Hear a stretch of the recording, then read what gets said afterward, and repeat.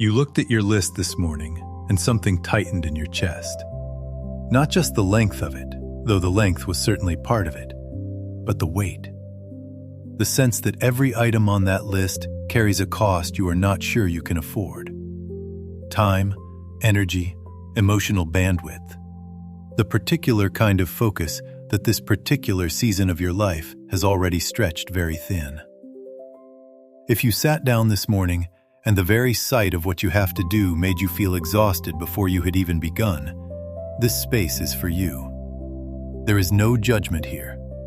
No voice telling you that you should be able to handle this better. No implication that a stronger person, a more organized person, a person with a different schedule or more help would not feel the way you feel right now. What is heavy, and there is a God who knows the weight of it, not from a safe theological distance, not as a spiritual concept, but up close and attentive to you, specifically, in the specific weight of this morning. Before we go anywhere else, before we begin to plan or prioritize or problem solve the demands that are waiting, let us sit together with a word that has carried weary people for thousands of years. A word written not by someone who had an easy life and plenty of margin, but by someone who knew intimately what it was to carry too much for too long. To be overwhelmed not just by practical tasks, but by grief, by betrayal, by the relentless press of a life that kept demanding more than he had to give. That person was David. And in the 55th Psalm, a psalm that opens with raw, unfiltered anguish and moves slowly, painfully towards something like trust, he wrote a single verse that has become one of the great anchors of the Christian life across generations. This is Psalm 55, verse 22, from the New International Version. Cast your cares on the Lord, and He will sustain you. He will never let the righteous be shaken. 3 simple clauses. 3 declarations compressed into one sentence. Cast your cares. He will sustain you. He will never let you be shaken. There is a whole theology of God's faithfulness compressed into this single verse. But let us not rush past it. Let us stay here long enough to receive what each part is actually saying.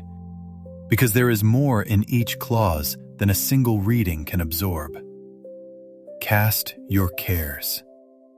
The word in the original language carries the image of throwing, not politely setting something down, not gently transferring a weight from one set of hands to another. The image is of a person who has been holding something far too heavy for far too long, and who finally, in a moment of exhausted decision, hurls it onto someone else. It takes intention. It requires the acknowledgement that you cannot continue holding it. And it requires real trust, the kind that is hard to manufacture, that the one receiving it is genuinely able to hold what you are throwing. David did not write this verse from a place of serene spiritual composure. If you read the whole psalm, you find him in genuine distress. He writes about his heart being in anguish. He describes trembling and fear overwhelming him. He says he wishes he had wings like a dove so he could fly away and find rest, away from the storm, away from the strife, away from what feels unbearable. This is not a man who has mastered equanimity under pressure. This is a man who is barely holding together, and who, from that barely holding together place, finds his way to this life-saving truth. Cast it. The instruction is not reserved for the person who has their emotions sorted out.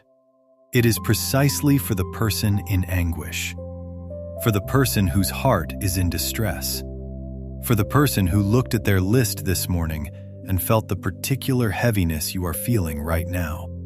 So what are the specific cares that need casting today? Because they are always specific.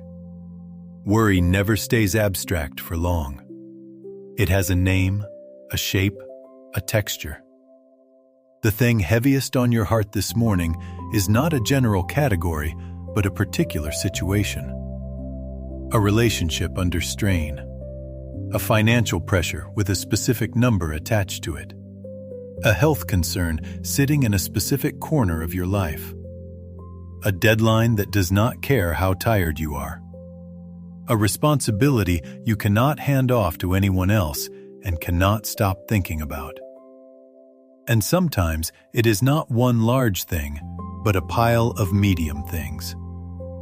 None of them individually would break you. You have handled each kind of difficulty before in other seasons. But piled together, arriving all at once, they press in from every direction simultaneously, and the combined weight becomes something different than the sum of its parts. A weight that would cause any reasonable person to feel what you are feeling. That pile qualifies. That is exactly what David is addressing when he says, "Cast your cares," plural, not singular. All of it. What does the middle of that verse promise? He will sustain you. Not rescue you from every difficult task. Not eliminate the demands or make the deadlines disappear. Not hand you a lighter calendar or remove the hard conversations that are waiting. But sustain, uphold, support from underneath. Provide the nourishment that keeps you functioning when your own resources run thin. The word has roots in the idea of providing what is needed for continued life, like food that keeps a body moving when it would otherwise falter, like the invisible structure beneath a weight-bearing floor that keeps it from giving way. He will provide what you need to carry what you are called to carry.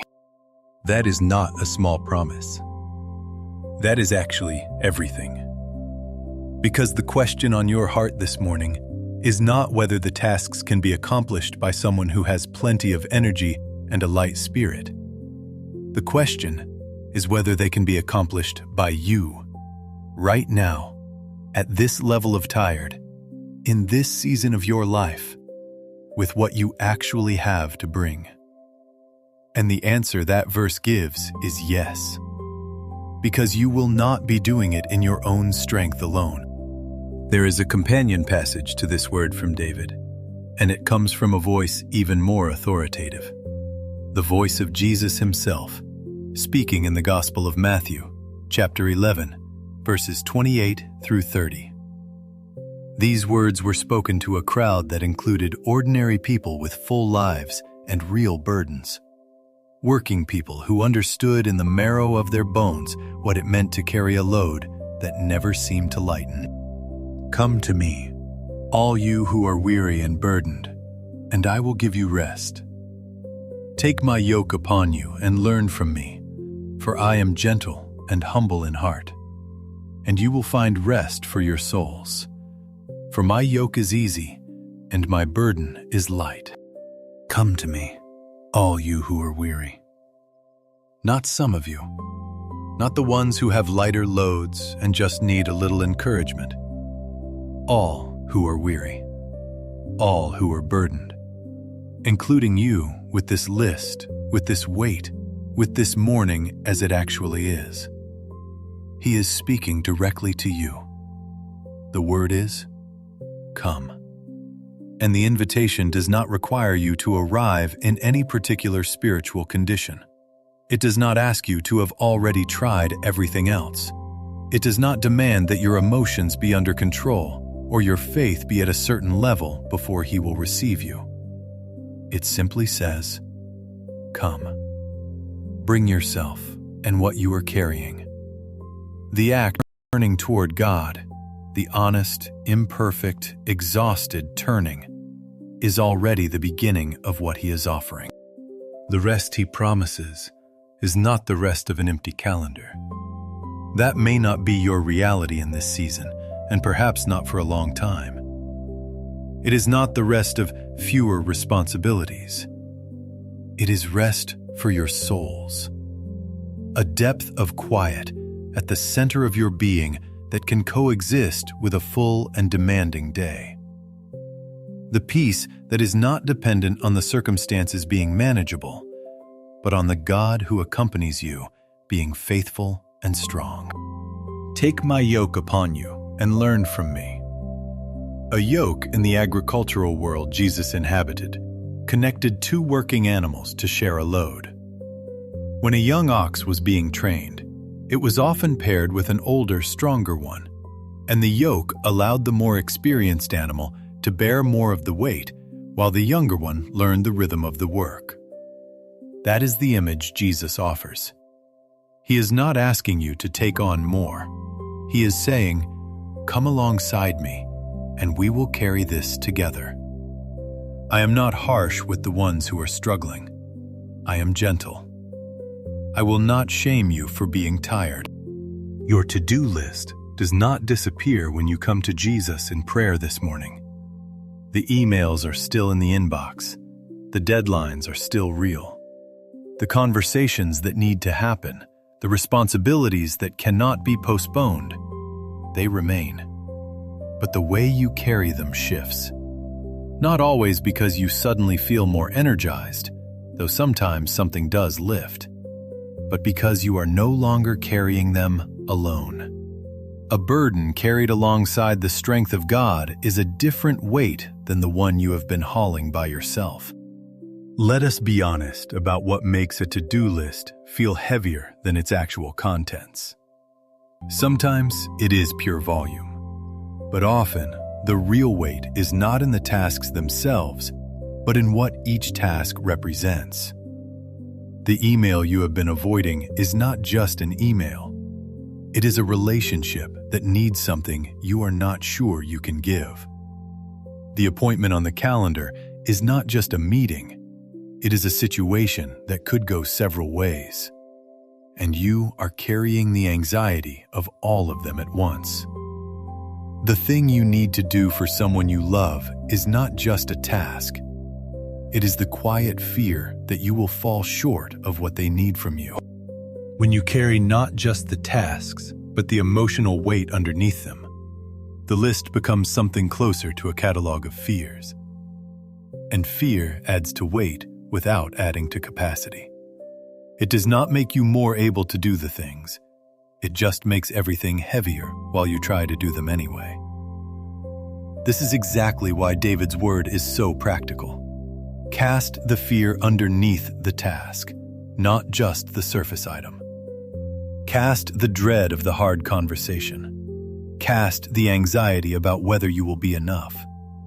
Cast the worry about what happens if you fall short. All of it qualifies. All of it can be thrown onto God. And hear the last clause of Psalm 55:22 again. He will never let the righteous be shaken. Shaken, destabilized at the foundation, knocked entirely off course, overwhelmed to the point of collapse. The promise is not that difficult things will not come. They will come. Some days the list is hard, and some days the hardness goes deeper than any list. It is grief, crisis, the kind of weight that no organizational system can address. But to all of it, this promise speaks. The foundation holds. He will sustain. You will not be shaken at the root. There is something worth naming about the specific tiredness that comes from a heavy to-do list, because it is different from the tiredness that comes from hard physical labor, or from staying up too late, or from illness. The tiredness of a full list is the tiredness of being needed in too many directions at once. It is the tiredness of responsibility without enough rest. It is the cumulative weight of showing up day after day, doing what needs to be done for the people who need it done, and wondering when the space to breathe will finally arrive. That particular tiredness is real and it is honorable. It usually means you are doing something that matters. It usually means you are someone people count on. And yet, honoring the reality of the weight does not mean you have to carry it all on your own. There is a difference between the work that is yours to do and the worry that attaches to the work. the fear underneath the tasks, the emotional freight of every obligation. The work may genuinely belong to you. The worry does not have to. This is a distinction worth practicing. When you cast your cares, you are not delegating your responsibilities to God. You are releasing the anxiety that surrounds them. You are still going to make the phone call. You are still going to send the email, attend the meeting, have the conversation, do the task. But you go to those things without the additional weight of carrying the outcome in your chest before you arrive. You go having released it, or rather, having thrown it, onto the one who actually holds all outcomes. That release does not make you passive. It makes you free to act from a place of trust rather than a place of fear. And action from trust is almost always more grounded, more wise, more genuinely effective than action from panic or dread. You show up differently when you are not carrying the full weight of what might go wrong. You listen better. You respond rather than react. You bring a quality of presence to the work that fear makes impossible. The practice of casting, like all real spiritual practices, is not something you do once and then consider done. It is a posture you return to throughout the day. Not because you failed the first time, but because worries are persistent. They do not stay cast. The anxiety you threw on God at 7 a.m. may be sitting back on your shoulders by noon. That is not a sign of weak faith. It is a sign of being human. And the invitation each time it returns is the same. Cast it again and again, as many times as it comes back. The God who received it the first time will receive it the 1,000th time with the same grace and the same strength. That foundation is not a feeling. You may not feel it on your most overwhelmed days. Feelings and foundation are not the same thing. A tree in a violent wind bends and shakes. Every visible thing about it is responding to the force of the storm. But if the roots go deep, the storm does not win. God's sustaining work continues even when you cannot sense it, even in exhaustion, even when everything feels like too much. He is still holding. So we pray. Not because prayer makes the list shorter, but because prayer reconnects us to the ground beneath the overwhelm.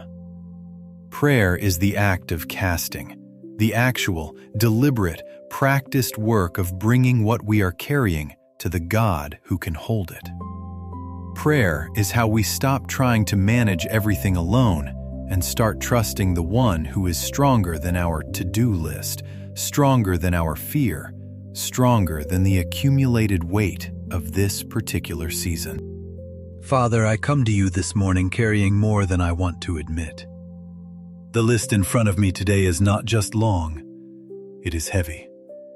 And the heaviness is not only in the practical demands, it is in the emotional weight underneath the tasks, the fear buried beneath each item on the list, the tiredness that was already present before the first obligation of the day arrived.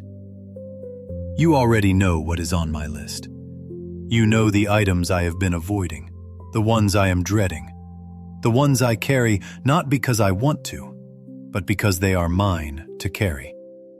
You know the names and faces and situations attached to each one. And you said, "Cast your cares on me."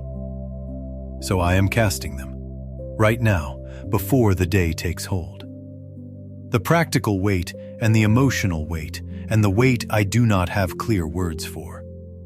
I am throwing it onto you, and I am trusting that you are strong enough and faithful enough to hold what I cannot. Sustain me today, Lord. That is the word I am returning to this morning. Not rescue me from the demands, not remove the difficulty or hand me a lighter calendar, but sustain me through it. Give me what I need for each hour as I arrive at it. When my energy runs thin, provide more than I have. When the fear wants to settle back in, anchor me in your presence. When I am tempted to take back what I have already cast, remind me to let go again. Give me the rest that Jesus promised, not from work, but in my soul. The quiet beneath the busy, the peace that does not depend on everything going well, but on you being with me. Help me to carry even the heavy things with a lighter spirit, not because they have become lighter, but because I am not carrying them alone anymore. Through this day, when the next task arrives before the previous one is finished, when the unexpected lands on top of everything already there, when the overwhelm tries to settle back in, remind me to stop.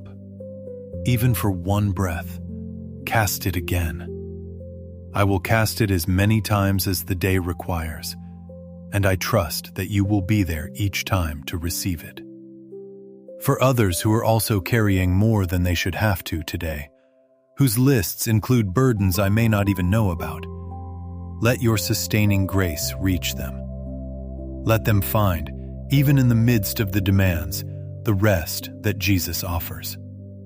Let them discover that the God who holds the whole creation also holds them, specifically, through this specific day. I receive your strength for what is ahead. I receive your sustaining grace. I receive the promise that you will not let me be shaken at the foundation, that beneath the uncertainty and weight, you are holding. I go now into this day with that truth beneath me. Lead me gently through what is heaviest. Provide what I need at each turn. Let me arrive at the end of this day having been sustained, not perfect, not caught up with everything, but sustained, still standing, still trusting, grateful for the grace that carried me further than my own strength could have managed. May the God who sustains go with you into the weight of this day. In every heavy hour, may you feel that you are not alone. May you cast your cares and find him faithful, again and again, as many times as the day requires. May the rest Jesus promised settle into the deep places of your soul, even while your hands stay busy. And may you know, at the end of this day, that you were held, fully, faithfully, all the way through. Amen.